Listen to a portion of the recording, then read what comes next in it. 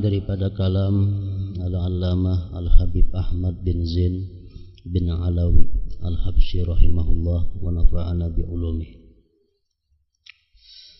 Kehadiran hati, pemahaman, pengagungan dan pelaksanaan salat dengan penuh harap dan ikhlas merupakan tiang dan ruh salat. Wa imadus salah wa ruhuha al-hudur wa tafahum wa ta'zim lillahi ta'ala wa raja'u ilaih wal ikhlas. Kehadiran hati, memahami apa yang dibaca, mengagungkan yang disembah dalam pelaksanaan salat, ditambah lagi dengan penuh harap dan ikhlas merupakan tiang dan rohnya sembahyang, rohnya salat. Jadi kehadiran hati, pemahaman, pengagungan, penuh harap itu merupakan bagian daripada khusyuknya seseorang di dalam sembahyang. Sebagaimana telah disebutkan dahulu, Imam Al-Ghazali mengatakan bahwa sembahyang itu khusyuk, disebut khusyuk apabila orang yang sembahyang ini pertama hatinya hadir, kedua paham dengan apa yang dibaca, yang ketiga ada ta'zim, ada mengagungkan. Rasa mengagungkan itu ada sewaktu membaca bacaan. Yang keempat ada harap, ada takutnya. Yang kelima ada harapnya, dan keenam ada malunya, malu kepada Allah. Jadi bila sembahyang itu terhimpun 6 perkara itu, maka sembahyang disebut adalah khusyuk. Kehadiran hati maksudnya adalah hati kita hadir. Arti hati hadir itu hati kita berada di dalam tubuh kita. Maksudnya hati kita kadang melayang dari apa yang kita kerjakan.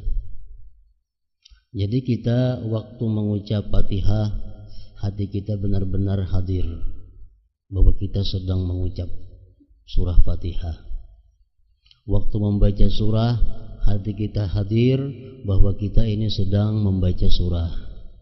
Waktu ruku, hati kita sadar, hati kita hadir bahwa kita ini sedang ruku.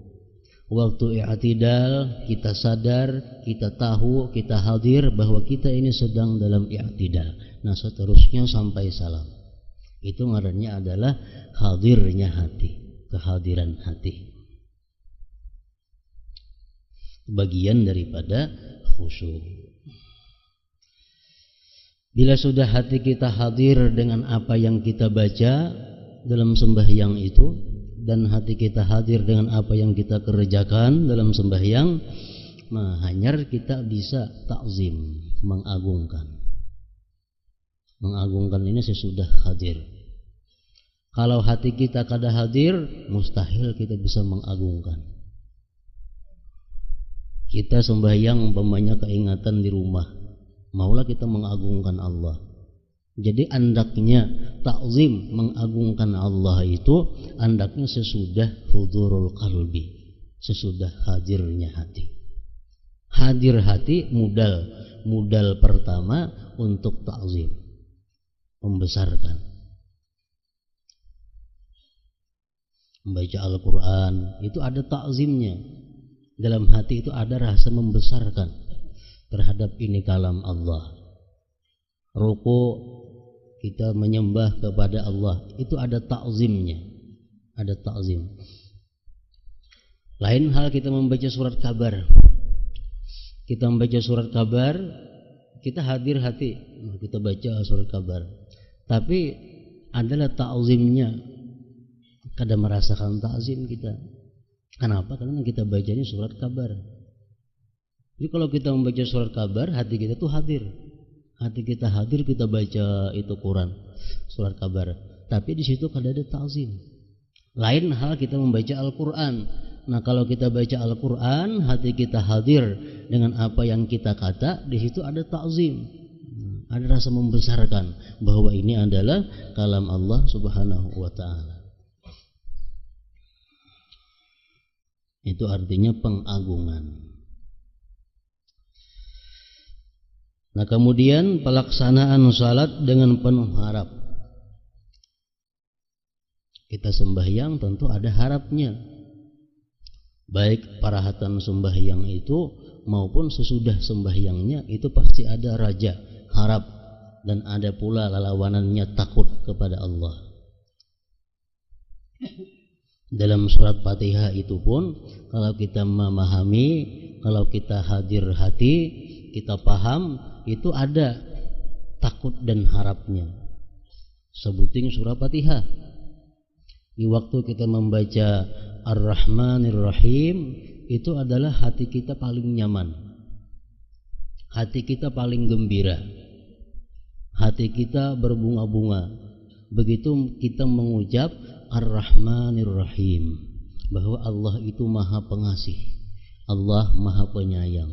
Artinya orang zat yang sedang aku sembah ini, zat yang sedang aku munajat ini, zat yang sedang aku minta ini, orangnya maha pengasih, maha penyayang. Nah, bila kita menyadari bujur makna Ar-Rahmanir Rahim, mau kada mau kita pasti ada harapnya, harap disayangi Allah, harap dikasihi oleh Allah Subhanahu wa ta'ala. Ar-Rahmanir Rahim.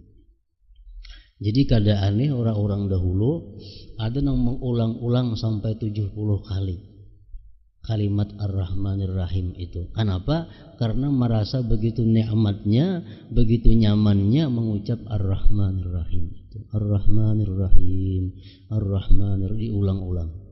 Karena itu menambah kenikmatannya. Nah, begitu kita mengucap Maliki Yaumiddin, itu sudah berubah hati kita. Kenapa? Karena Maliki Yaumiddin itu artinya adalah raja pada hari kiamat nanti. Raja pada hari kiamat nanti. Setiap kita mendengar kalimat raja itu, raja di hari kiamat, itu hati kita pasti ada perasaan takutnya. Karena kita akan dipanggilnya kaina oleh raja itu, kita nantinya akan dimintai tanggung jawab oleh raja itu. Nah, ada takutnya, ada haibah atau ada khauf yang tersimpan dalam Maliki Yaumiddin. Jadi sembahyang itu adalah beberapa irama. Kadang-kadang hati kita takut, kadang-kadang hati kita ini harap, kadang-kadang hati kita nyaman, kadang-kadang hati kita sakit. Itu perjalanan di dalam sembahyang.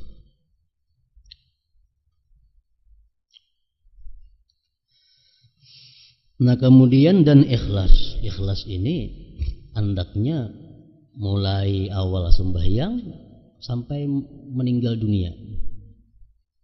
Itu mesti ikhlas. Ikhlas itu dituntut mulai kita sebelum melakukan sembahyang sampai kita mati, kita ikhlas dengan sembahyang itu. Kalau kada demikian, jelas sudah kada diterima oleh Allah. Ikhlas artinya dorongan, motivasi yang menggerakkan kita untuk sembahyang karena Allah. Nah, itu adalah ikhlas. Makanya disunatkan di dalam niat itu dibuat lillahi ta'ala, karena Allah ta'ala. Itu untuk mengingatkan kita agar sembahyang ini jangan karena yang lain, mesti lillahi ta'ala. Merupakan tiang dan roh salat. Artinya sembahyang nang kada ada rohnya itu sudah jelas kada diterima oleh Allah Subhanahu wa ta'ala. Seapa ada sembahyang kita itu yang hidup, mungkin ada 1/10-nya, mungkin ada 1/6-nya, ada separuhnya, ada seperempatnya, nang hidup itulah yang sampai ke hadirat Allah Subhanahu wa ta'ala, sembahyang kita.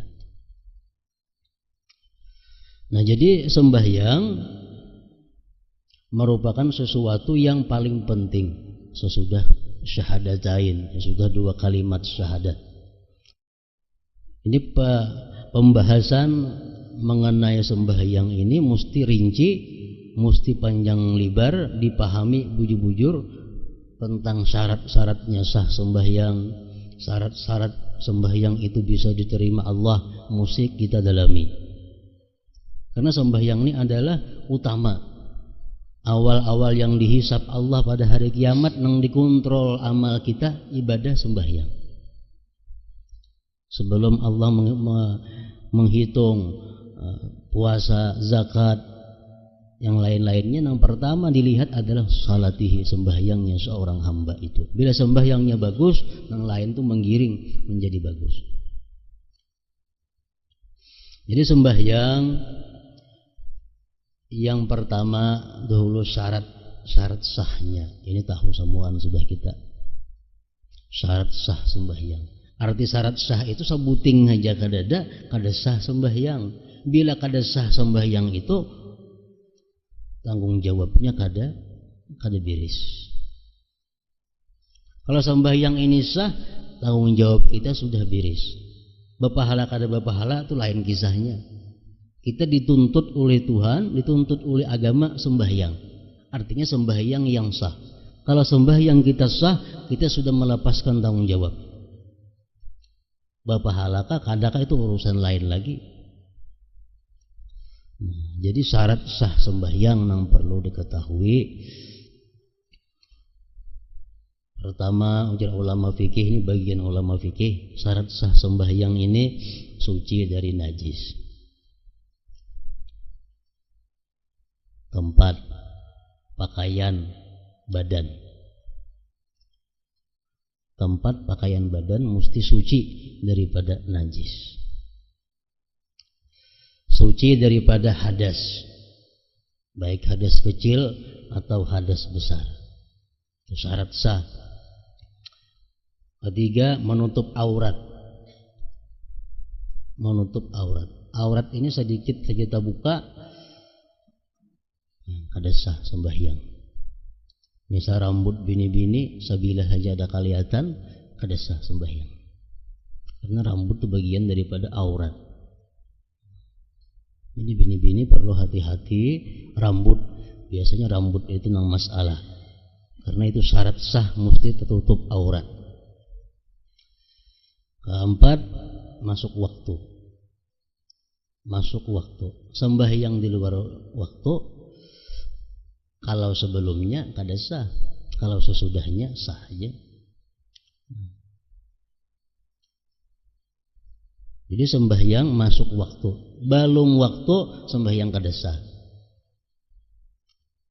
Kalau sudah limpah waktu sembahyang sah aja itu qadaan jadinya. Makanya ada di dalam kitab fikih disebutkan orang selama 60 tahun sembahyangnya itu terus di luar waktu. Selama 60 tahun hidup sembahyangnya saben hari di luar waktu. Inya wajib mengqadha cuma sehari semalaman. Wajib mengqadha sehari semalaman. Orang ini saben hari sembahyang hingga belum waktunya. Zuhur tanggal 12 sembahyang, asar jam 3 sembahyang, maghrib jam 6 sembahyang, isya jam 7 sembahyang, subuh jam 4 sembahyang. 60 tahun berlaku ini. Nah, inya wajib mengqadha sehari semalaman. Nang selanjutnya itu sah aja lagi. Nang pertama tuh aja nang kada sah. Kenapa? Karena hari kedua hukumnya mengqadha hari semalam, hari ketiga mengqadha hari kedua, hari keempat mengqadha hari ketiga, hari kelima mengqadha hari keempat sampai 60 tahun. Nang pertama aja nang kada sah. Nang sebelum waktunya. Nah, jadi masuk waktu itu syarat sah sembahyang. Yang kelima, istiqbalul kiblah, menghadap kiblat. Menghadap kiblat ini zan, sangkaan kuat kita. Dada kita ini arahnya ke Baitullah. Kita sangkaan kita kuat bahwa dada kita ini adalah ke arah Ka'bah. Untuk mengetahui kayak apa itu diperlukan kompas. Ada kawat terawahan. ada kumpas. Nah, bila kumpasnya ada, ke sana arah. Kalau kita kawa mengambil sangkaan kita kuat bahwa dada kita ini arahnya ke kiblat, Ka'bah. Yang keenam, al-ilm bi kaifiyatis shalah, mengetahui cara sembahyang. Artinya mengetahui cara sembahyang ini adalah kawa membedakan yang mana rukun, yang mana kada rukun. Nah, jadi orang nang sembahyang itu syarat sahnya juga mengetahui nang mana nang rukun, nang mana kada rukun. Kunut rukun kah? Tahunya. I'tidal rukun kah? Tahu. Tasahud awal tu wajib kada? Tahu. Tasahud akhir ingat mana batasnya nang wajib? Tasahud awal ingat mana batasnya? Tasahud akhir bintang mana batasnya? Fatihah wajibkah? Surah wajibkah? Nah, itu mesti tahu. Mesti tahu itu. Amunnya kada tahu, kada sah sembahyangnya, walaupun pas, walaupun bujur.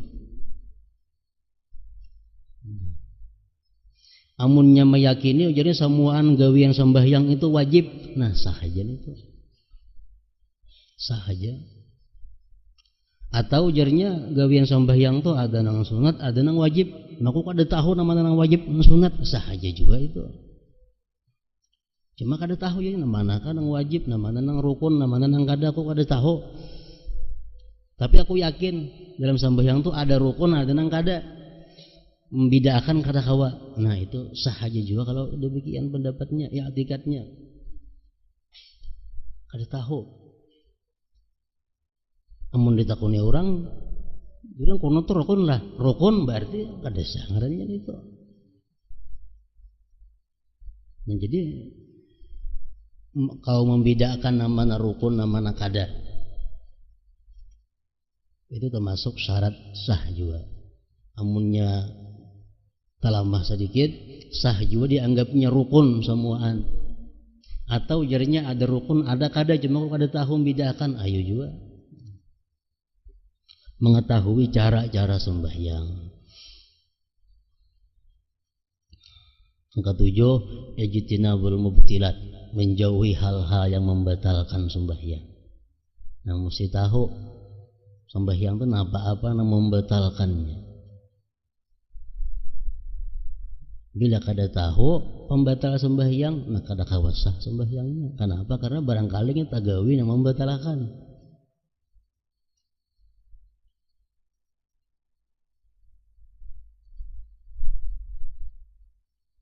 Menaguk liur sembahyang, merasa ada kopi susu ada, batal sembahyangnya. Rasa manis lamak ada, itu batal sembahyang.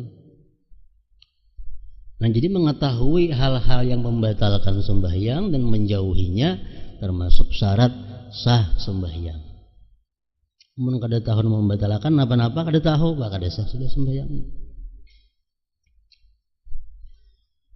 Kemudian fi'lul arkan, melakukan rukun-rukun sembahyang. Nah, itu syarat sahnya sembahyang. Bila kita lakukan yang demikian tadi, sembahyang kita sah. Ibarat kita minjam baju lawan orang, baju sudah kita bulikakan. Itu pengertian sah. Kita injam piring lawan orang, kita bulikakan piringnya, nah itu sah sudah ngarannya. Kita sudah lepas tanggungan. Masalah ampun piring ini dibulikakan itu sarik atau suka itu lain kisahnya. Piring sudah kita bulikakan. Nah, sembahyang sudah kita gawe. Jadi dari Imam Fakhrul Razi mengatakan orang yang sembahyangnya itu bagus, sembahyangnya dengan adab, sembahyangnya dengan khusyuk, laksana orang yang minjam baju.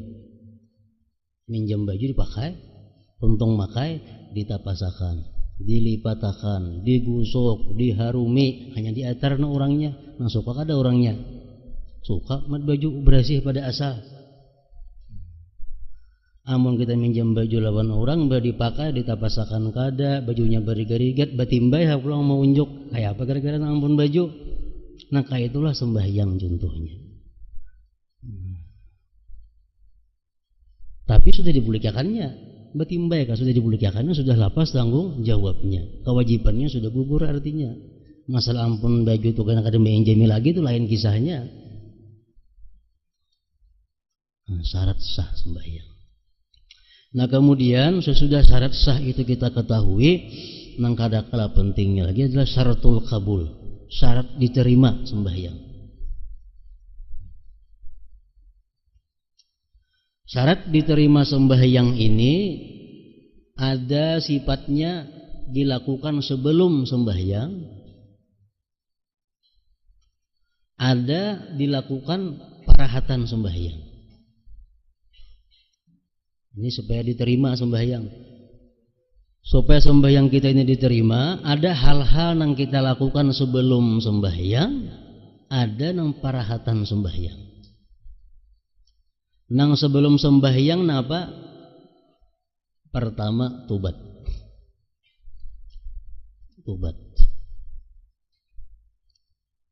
Tobat daripada dosa-dosa nang mengakibatkan sembahyang kita itu kada diterima Allah Ta'ala. Di dalam hadis beberapa macam banyak dosa-dosa yang bila kita lakukan itu kita kada tobat, sembahyang kita kada diterima Allah. Walaupun sembahyangnya khusyuk, apalagi kada khusyuk akhirnya kada diterima. Ini sebelum sembahyang gawiannya tobat daripada dosa-dosa itu.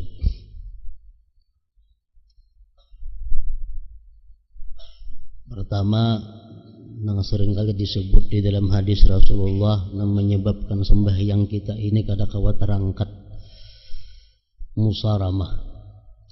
Musaramah ini artinya bermusuh-musuhan antara orang Islam kada bertagur sapa lebih daripada 3 hari. Antara orang Islam kada bertagur sapa, bermusuh-musuhan lebih daripada 3 hari. Bermusuh-musuhan artinya lain lawan orang memusuhi. Ini sama, melawani. Orang memusuhi, kita melawani. Nah itu artinya musaramah. Di dalam ilmu saraf bila timbangannya musaramah itu, timbangan mufa'alah itu kedua-duanya maka musaramah, saling membenci, saling mentiror, saling bertolak belakang, saling kada betaguran. Nah ini orang ini kalaunya sembahyangnya kada terangkat lebih pada sakilan pada kepalanya. Artinya apa? Kada diterima oleh Allah Subhanahu wa taala sebelum dia bertobat. Sebelum tobat. Musaramah namanya.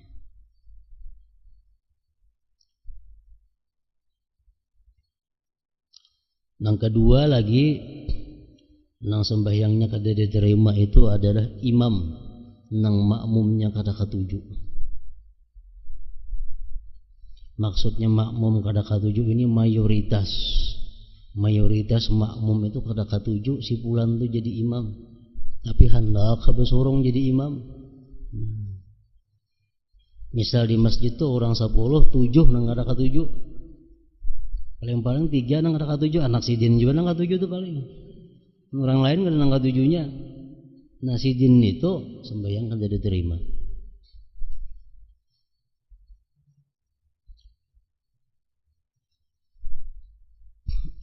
Dan lagi yang ketiga yang sering disebut di dalam hadis, perempuan yang tidak mendapat ridha suaminya.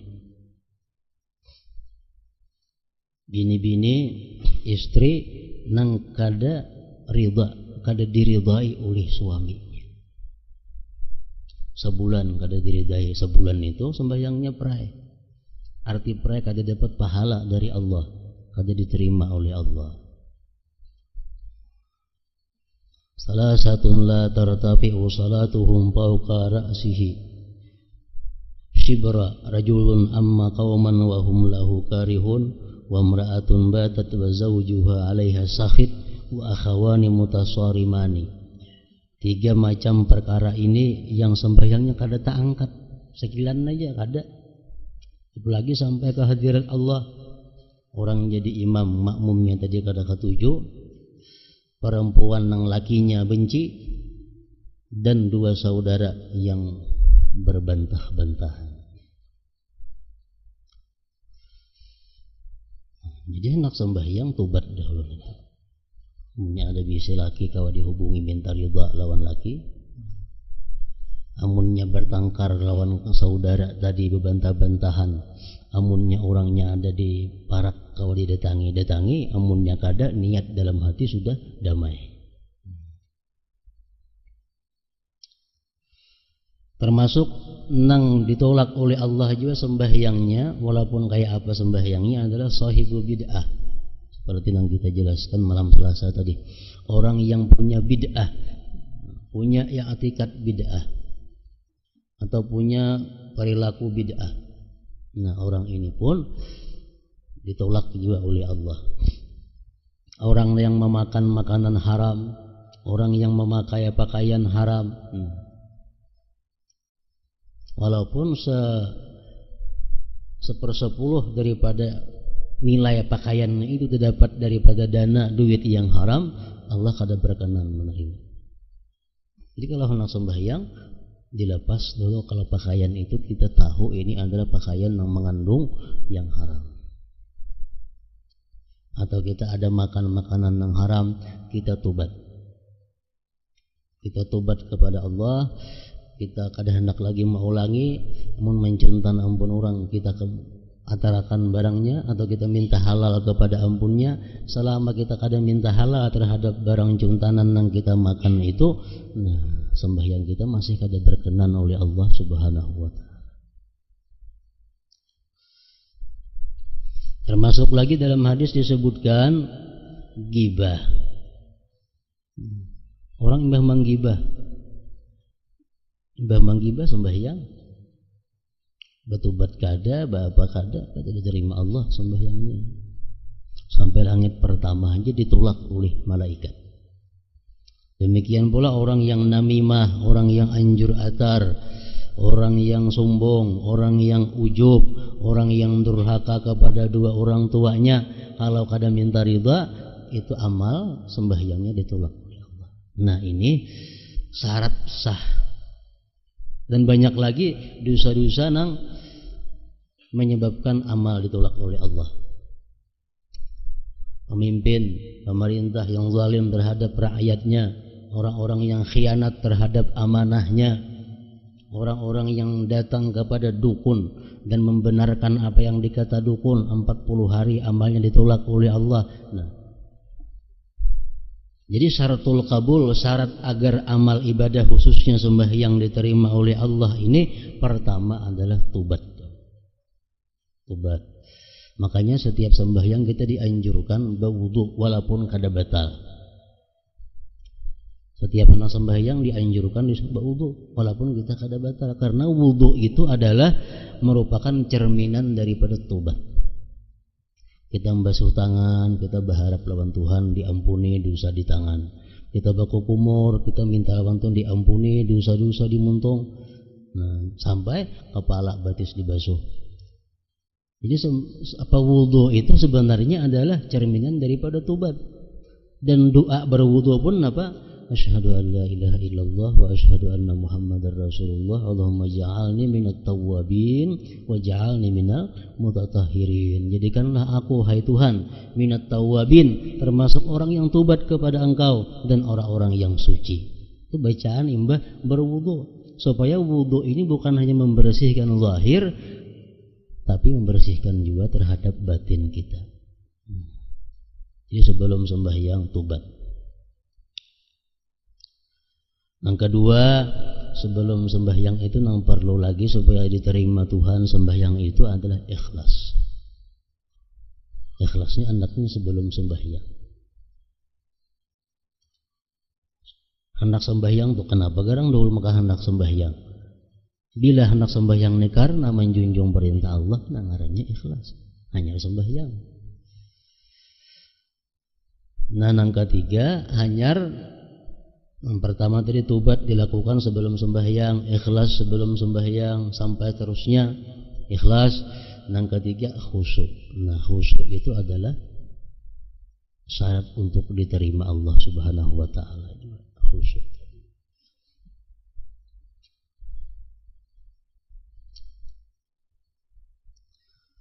Nah, kehadiran hati, pemahaman, pengagungan dan pelaksanaan salat dengan penuh harap dan ikhlas merupakan tiang dan ruh salat. Disebutkan dalam sebuah hadis, innallaha muqbilun 'alal musalli ma lam yaltafit. Sesungguhnya Allah menghadap kepada orang yang salat selama ia tidak menoleh. Hadis riwayat Abu Daud, Nasai dan Malik. Lalu bagaimana kiranya dengan orang yang melakukan salat dengan hati lalai? Artinya di waktu kita sembahyang, Allah menghadapi kita dengan rahmatnya, dengan anugerahnya, selama kita kada berpaling daripadanya. Bila sudah kita menoleh, baik mata kita, baik anggota tubuh kita, nah itu sudah Allah Subhanahu wa ta'ala berpaling juga. Allah terus menghadapi kita selama kita menghadapinya. Kalau kita berpaling, Allah pun berpaling juga. Jadi para ulama mengatakan, sesudah kita tahu syarat sembahyang sah, syarat sembahyang supaya diterima apa, nang kala-kala pentingnya kita mengerjakan sesuatu nang menunjang supaya amal sembahyang itu diterima oleh Allah. Termasuk awal waktu sembahyang, ini termasuk menunjang supaya ibadah sembahyang ini diterima Allah. Karena walaupun sembahyang kita kurang khusyuk, sembahyang kita kurang bagus adabnya, tapi karena kita di awal waktu, itu Allah bisa mempertimbangkan. Termasuk lagi sembahyang berjamaah, ini termasuk nang mendorong diterima oleh Allah. Dalam beberapa kitab fikih disebutkan bahwa salah satu kenapa hikmahnya sembahyang berjamaah itu disyariatkan, karena kaum muslimin ini iman, Islam dan kehusuan itu berbeda-beda, kada sama tingkatannya, kemurniannya kada sama. Khusyuk kita lawan khusyuk si A si B itu kada sama. Nah, dengan adanya sembahyang berjamaah itu, maka kalau ada orang nang khusyuk, ini bisa menutupi kepada nang kurang khusyuk. Imam kayaknya kada kah? Pembelakangan kah? Pemukaan kah? Inya sembahyang khusyuk, ada yang di sekitarnya di masjid itu nang kada khusyuk, bisa ditutupi berkahnya sampai kepada nang kada khusyuk. Nah, jadi sembahyang berjamaah termasuk menunjang untuk diterima oleh Allah. Artinya membuat pertimbangan. Ini orangnya sembahyangnya khusyuk kada, sembahyangnya beradab kada, nah makruh banyak juga, tapi nya berjamaah. Nah, itu bisa lain lagi nilainya. Nah, menunjang lagi amal sembahyang ini diterima Allah, fi'lul masnunat wa tarkul makruhat. Nah, fi'lul masnunat memperbuat nang sunat-sunatnya, baik nang qablas salah sebelum sembahyang, wa fis salah nang dalam sembahyang, wa ba'das salah nang sesudah sembahyang. Sunat sembahyang nang sebelum sembahyang napa? Macam azan, qamat, itu sunat. Itu pertimbangan juga oleh Allah kaina. Nang dalam sembahyang sunatnya makin banyak lagi. Dan sesudah sembahyang pun ada juga sunat-sunatnya. Jam kita sembahyang, assalamualaikum warahmatullah, assalamualaikum warahmatullah. Lalu kita beristighfar 3 kali, itu sunat sesudah sembahyang. Itu pun bisa menutupi kekurangan yang ada di dalam sembahyang.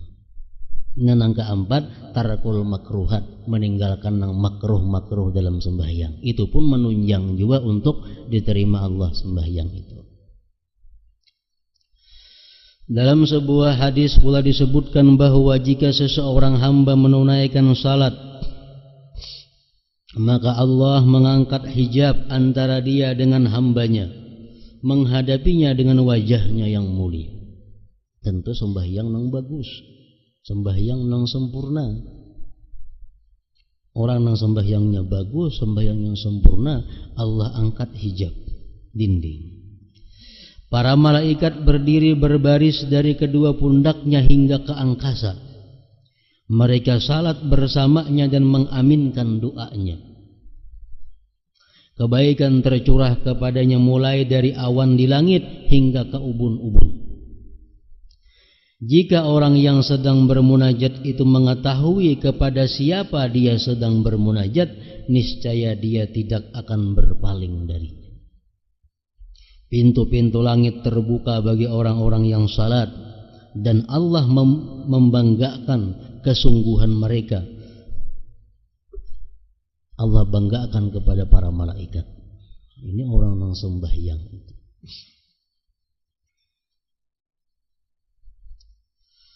Dalam kitab At-Taurat tertulis, wahai anak Adam, jangan merasa lemah untuk salat dan menangis di hadapanku, karena aku adalah Allah yang sangat dekat dengan kalian, dan dalam kegaiban kalian akan melihat cahaya.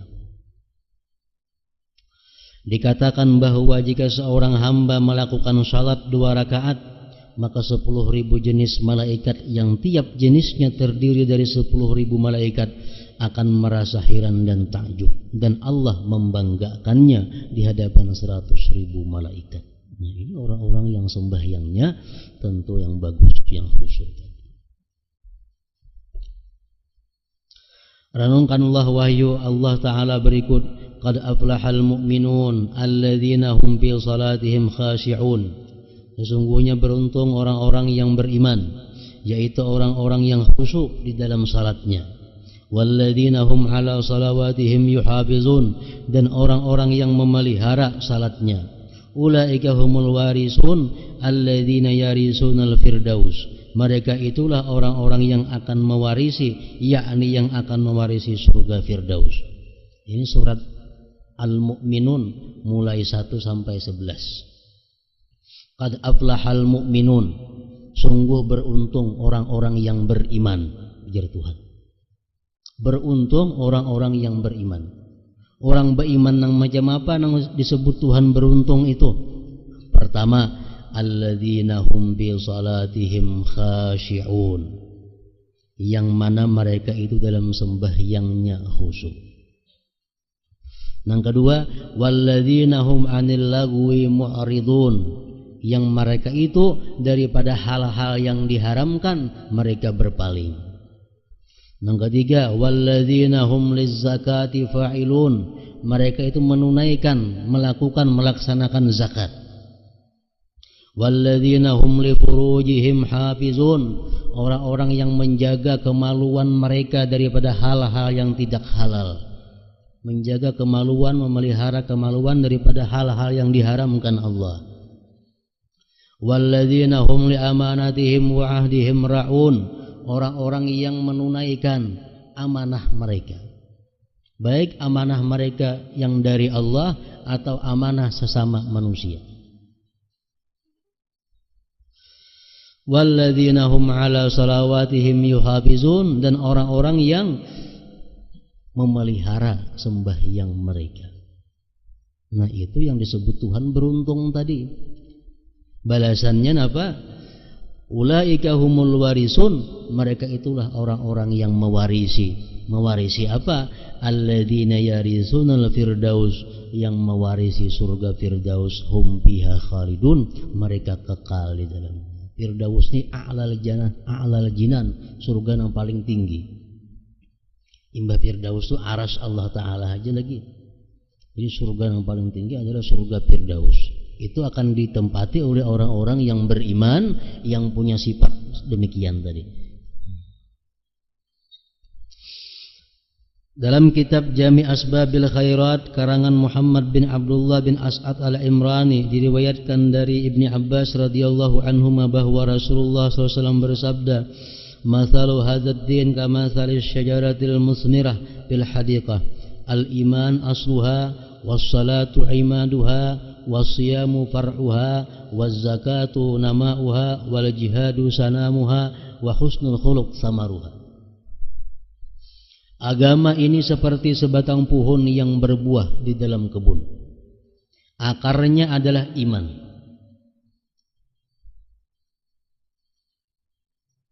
Batangnya adalah salat, rantingnya adalah puasa, pertumbuhannya adalah zakat, bungkulnya adalah jihad, dan buahnya adalah budi pekerti yang baik. Dalam riwayat Anas radhiyallahu anhu disebutkan bahwa wal kaffu an maharimillah samaruha, buahnya itu agama adalah kemampuan untuk mencegah diri dari hal-hal yang diharamkan Allah Ta'ala. Dalam kitab itu juga disebutkan sebuah hadis riwayat Abu Hurairah radhiyallahu anhu yang menyatakan bahwa Rasulullah SAW bersabda, min uqubatil mutahawin bis salah an turfa'a barakatu umrihi wa rizkihi wa simas salihin min wajhihi wa la yuqbalu fi du'a'us salihin wa la yuqbalu du'a'uhu wa la yu'jaru ala amalihi wa yamutu atshana ja'i'a dhalila wa yadiku qabruhu wa yuzlim wa la yanzurullah ilaih wa la yuzakkihi wa lahu azabun alim. Di antara siksa yang diberikan kepada orang yang merimihkan salat. Pengertian merimihkan salat ini macam-macam. Orang nang kada sembahyang itu sudah nyata merimihkan salat. Orang yang sengaja mengeluarkan sembahyang dari waktunya termasuk merimihkan salat. Orang yang sembahyang kada hati-hati sehingga kada sempurna rukunnya, itu termasuk merimihkan salat. Orang yang kada ada hendak berusaha agar sembahyang itu diterima Allah, termasuk merimihkan salat.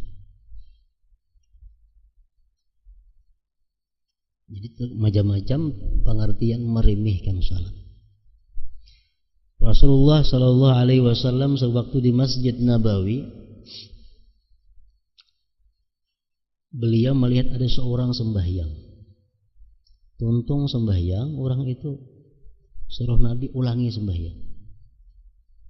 Suruh Nabi lagi, tuntung sembahyang, ya Nabi ulangi lagi sembahyang. Sembahyang lagi, tuntung ulangi, ya Nabi lagi sembahyang ikam.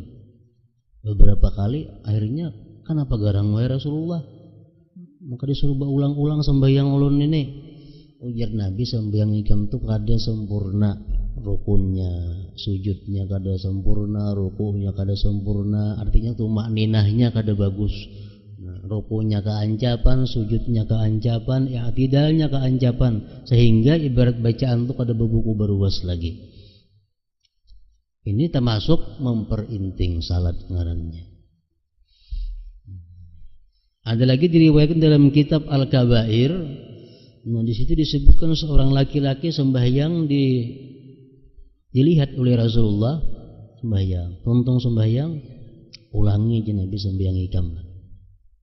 Ulanginya, tuntung, ya Nabi ulangi sembahyang itu lagi, ulanginya pulang sampai beberapa kali. Kenapa garang berulang-ulang sembahyang wahai Rasulullah? Ujar Nabi, itu pakaian ikam itu nah limpuwa buku lali. Laki-laki nih, nah sembahyang laki-laki. Gamis ikam tu limpuwa buku lali. Salawar kasabah aja tapi limpuwa buku lali tapa air, artinya ujar Nabi, Allah kada menerima orang yang sembahyang pakaiannya itu laki-laki itu pakaiannya limpuwa buku lali. Nah itu termasuk juga syarat diterima sembahyang oleh Allah Subhanahu wa taala. Nah orang yang memperinting sembahyangku diterima, kakada asa sembahyang aja, itu ngarannya mutahawin bis salat. Yang penting sembahyang terima kakada, karena kalau kita punya prinsip demikian, kita memperinting dengan sembahyang. Di antara siksa yang diberikan kepada orang yang merimihkan salat adalah sebagai berikut: dicabut keberkahan umur dan rezekinya. Umurnya kada berberkah. Artinya umur kada berberkah itu kayak apa? Umurnya itu banyak kosongnya daripada kebaikan. Umurnya itu lebih banyak dosanya daripada kebaikan. Itu ngarannya umur nang kada berberkah. Rezekinya kada berberkah. Rezeki yang kada berkah kayak apa? Rezeki yang membawa kita kepada maksiat. Duit di kantong, duitnya nak maksiat dia mulanjakan. Nah itu duit yang kada berkah. Ada pakaian bila memakai baju ini tang hendak model maksiat aja gawin, itu baju kada ada berkahnya. Orang yang meremehkan sembahyang tadi dicabut Allah berkah rezeki dan umurnya. Dihilangkan tanda-tanda kesalihan dari wajahnya. Dan kaum salihin, doa kaum salihin untuknya dan doanya sendiri tidak diterima. Orang-orang yang salih itu mendoakan inya kada mampan. Kan orang-orang salih itu berdoa, Allahumma ghfir lana dzunubana wa li walidina wa li ikhwanina, kawan-kawan kami, jiran-jiran kami. Jirannya kada sembahyang kada mampan doanya, kada tak umpat nih itu. Lagi orang-orang salihin berdoa, doa haul. Sampaikan pahala ini kepada tetangga-tetangga kami. Tetangganya kada sembahyang, kada sangkut di doa itu. Tetangganya meremehkan salat, kada sangkut dalam doa itu. Doa kaum salihin untuknya dan doanya sendiri tidak diterima. Meremehkan salat. Amalnya tidak diberi pahala, dia akan mati dalam keadaan haus, lapar, hina, dan kuburnya akan menjadi sempit dan gelap.